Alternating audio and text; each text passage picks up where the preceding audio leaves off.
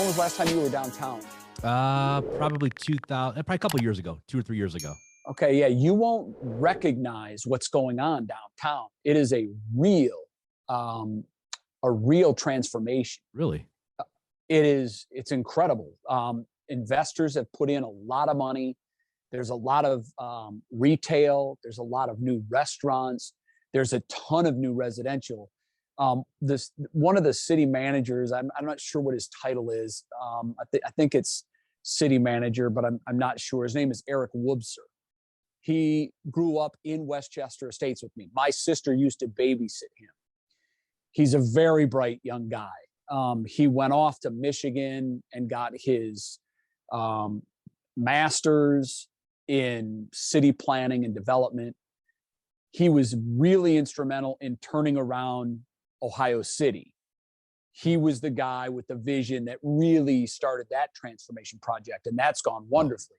Well, he's basically done the same thing in Sandusky. He brought 10-year tax abatements to spur investment from both the residential and the commercial side. I have a good friend of mine who's building a beautiful house 1 block from the water, right across the street from the yacht club, which 10 years ago, you wouldn't have considered doing that. You just wouldn't. It wasn't the greatest part of town.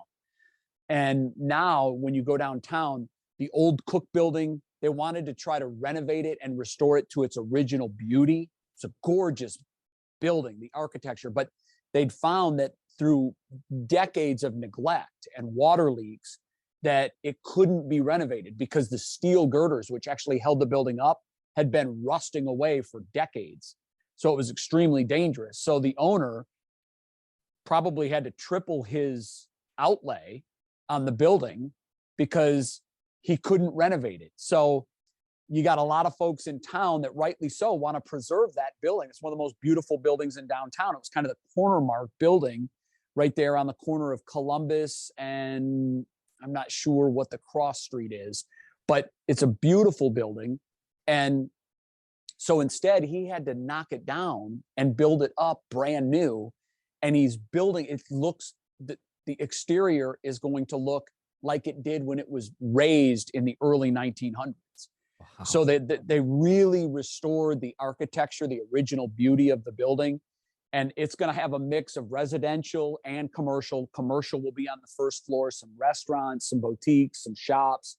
The second floor will be law offices. And I think there's another, maybe a bank or something. And then on the top floor will be residential.